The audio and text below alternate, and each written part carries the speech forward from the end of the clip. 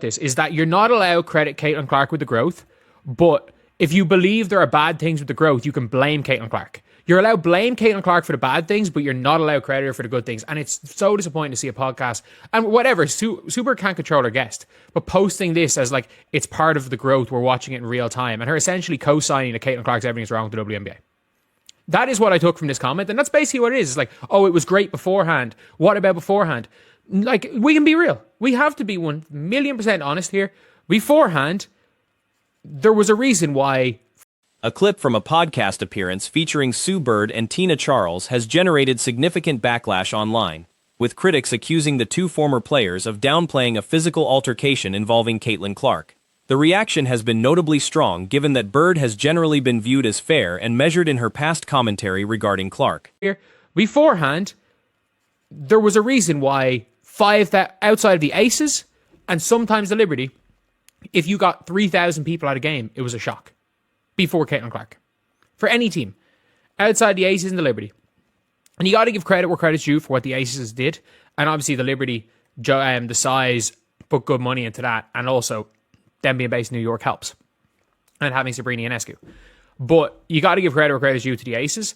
Like, they absolutely, they were the kind of start of it all. They were the start.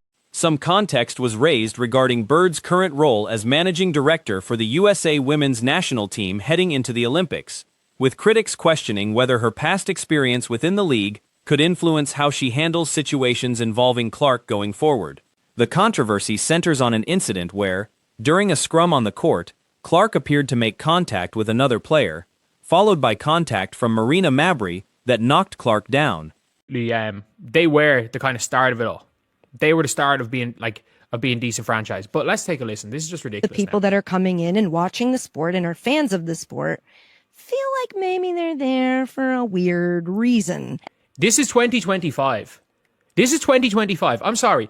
This is a point that you could maybe have argued early 2024. The WNBA, no offense to the players, is not culturally relevant anymore.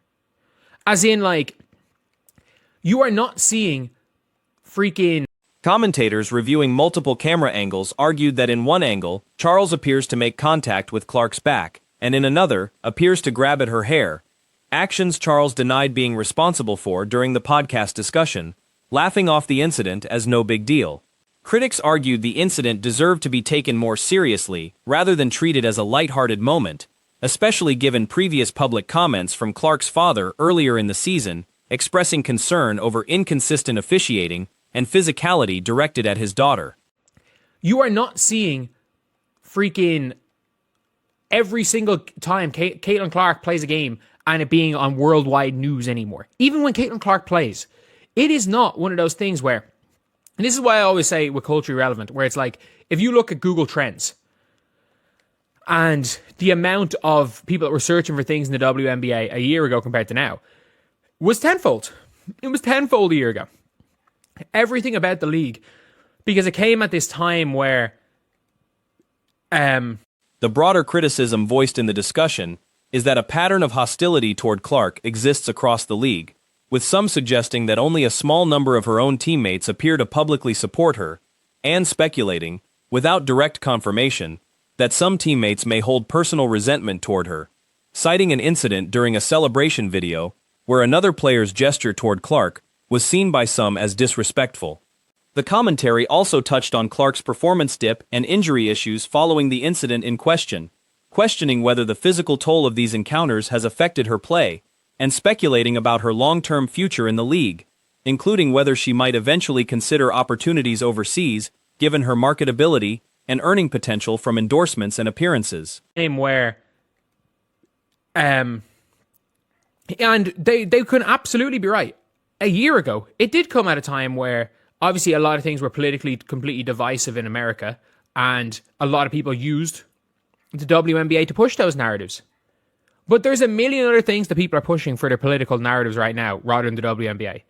There's a million other things they can talk about. Those same people that were using Caitlin Clark or using Angel Reese on either side of the spectrum to make points against the other side are using other things. They're talking about other things because there's more. Frustration was also directed at league leadership, with criticism aimed at WNBA Commissioner Kathy Engelbert, for what critics see as inadequate response to physical incidents involving Clark, alongside broader concerns that treating these moments dismissively could alienate fans who feel their concerns about her physical safety on the court aren't being taken seriously. The discussion closed by noting frustration that Clark received a technical foul during the incident, with critics arguing that response felt disproportionate given the nature of what occurred, and reiterating broader concerns that unresolved tension between certain veteran players and Clark continues to shape public perception of the league. Are using other things. They're talking about other things because there's more relevant things in life than the WNBA right now. The people that are still watching are fans of basketball, and to say they're there for weird reasons is completely wrong.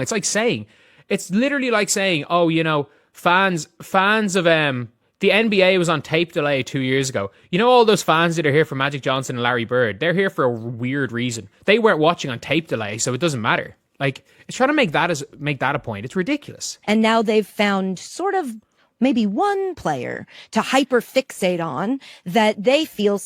A clip from Sue Bird's podcast, featuring guest commentary alongside Megan Rapinoe, drew criticism after a segment addressed the growth of the 1BA and the role of Caitlin Clark's fanbase within that growth. Critics argue the podcast's framing reflects an inconsistency common in WNBA media discussions. Clark is often not credited for driving the league's commercial growth, while portions of her fanbase are blamed for perceived negative shifts within the league's culture. On that they feel stands at odds with what a WNBA player is in their minds. And the funniest thing about this is, you can see Sue Bird's kind of smile. At least you can see Megan Rapinoe being like, "Fuck, fuck this." Where it's like you brought on Caitlin Clark as a guest. You're not pushing back. And by the way, the fact is that people are watching for Me Too comment. So you're simultaneously admitting when you want to talk about it in a negative way. When you want to talk about... In the clip, one commentator suggested that some new fans appear to be following the sport for a weird reason, fixating on a single player in a way that felt at odds with traditional WNBA fandom, and described that support as resembling hate disguised as love toward the rest of the league. Detractors of that framing pushed back strongly, arguing the characterization no longer reflects where the league stands in 2025. When you want to talk about it in a negative way, you're allowed to say, oh, all the bad fans are only here for Caitlin Clark, but all the good fans are here for everybody else. You're allowed to do that. And they passionately love that player in a way that actually just feels like it's hate being disguised as love. No, that's just fans being fans. If you made this comment a year ago, there might have been a tiny bit of validity to your statement, especially 18 months ago for the first maybe 5 or 6 games of... They note that 1BA's search interest and mainstream attention, while elevated significantly compared to before Clark's arrival, is no longer dominating daily news cycles the way it did during her rookie season, suggesting that fans still tuned in are doing so out of genuine interest in the sport rather than any ulterior motive. Digital antenna. Ion's a free over-the-air. If you got no streaming, nothing, and you're like, I'm just going to watch ABC, NBC, over-the-air antenna. Okay, well, you can watch Ion Network. It's one of the channels that is offered on over-the-air antenna if you've got a good antenna, okay? So we're going to do the ratings, and we're going to do some comments from Sue Bird. Comparisons were drawn to earlier eras in other leagues, such as NBA fans who followed stars like Magic Johnson and Larry Bird, despite games being broadcast on tape delay, arguing it would be similarly unfair to dismiss those fans' motivations. Bird, because she's not very happy about, I guess, some WNBA fans, Fever fans, Caitlin Clark fans, I would say, that may have wanted refunds after Caitlin Clark got hurt. And I don't think it's a apples to apples, apples to oranges, whatever you want to do, comparison to the National Basketball Association, but I can somewhat understand where fans are coming from because... Critics also noted that Clark's popularity extends well beyond hot-button moments, pointing to high viewership numbers for content like her Team USA training camp appearances and other lower-stakes public appearances, arguing that sustained interest across a wide range of content undercuts the idea that her fanbase is primarily driven by negativity or controversy. I can somewhat understand where fans are coming from because we're witnessing something kind of rare. All right? They're not talking about WNBA tickets that may normally be $23 or $18 or $12. You're talking about tickets that in some cases people have paid $400, $500, $600 for, much above the actual face ticket value specifically because Caitlin Clark. So There was also criticism directed specifically at Bird, given her history of having Clark appear on the podcast multiple times, including during All-Star Weekend, and her current role as managing director for the USA Women's National Team, which includes selection responsibilities for future Olympic rosters. we'll look at what Sue Bird had to say. Megan Rapinoe has a cameo in the video doing her best Eminem impression. Oh, boy.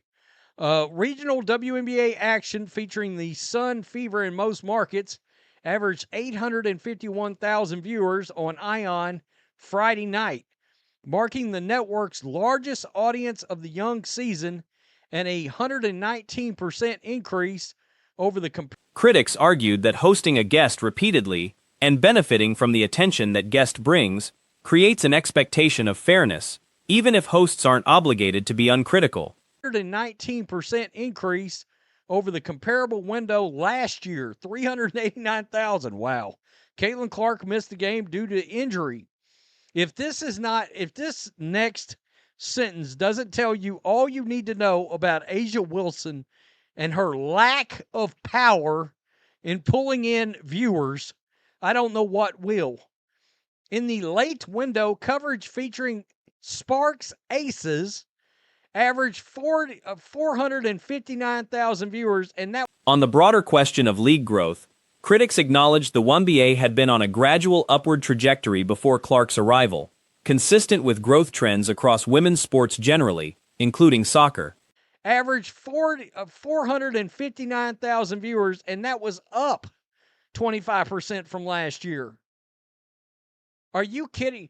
A Caitlin Clark-less Indiana Fever team drew nearly 400,000 more viewers than everybody's precious A'ja Wilson. A'ja Wilson's not moving any needles. I mean, Caitlin Clark's sitting on a bench. People are tuning in to watch her on the bench. All right? They've got in. However, they argued that prior to Clark, college basketball stars, including standout players from powerhouse programs, rarely saw their college fan bases carry over into WNBA viewership, and that rookies historically received limited playing time regardless of talent level, which they say contributed to skepticism toward Clark before her rookie season began. They're tuning in to watch her on the bench. All right? They've got invested enough in the team. Sophie Cunningham, Lexi Hall, Kelsey Mitchell, Leah Boston. They've got invested enough in the team. The Indiana Fever are showing and giving credibility to the America's Team moniker. This is the kind of thing right here in front of us. This is the kind of thing the Dallas Cowboys do. And now the Chiefs is they pull in. On the subject of toxic fan behavior, critics argued that isolated bad actors exist across every major fan base in women's basketball, and that raw numbers of negative interactions can appear larger for bigger fan bases, even when the proportion of problematic fans is smaller than in comparatively smaller but more concentrated fan communities. Is they pull in the casual viewer, whereas the other NFL teams cannot. Now, granted, we're not talking about ratings on the scale of the NFL, but the NFL is king regardless. It kicks the shit out of every sport known to man, and it's not close in television ratings. But this just shows you 400,000 more people tuned in for the Fever than for A'ja Wilson and the Aces. You want to talk about pissing her? They argued that singling out one fan base as uniquely toxic, while giving other fan bases a pass, reflects inconsistency rather than an accurate read of the data.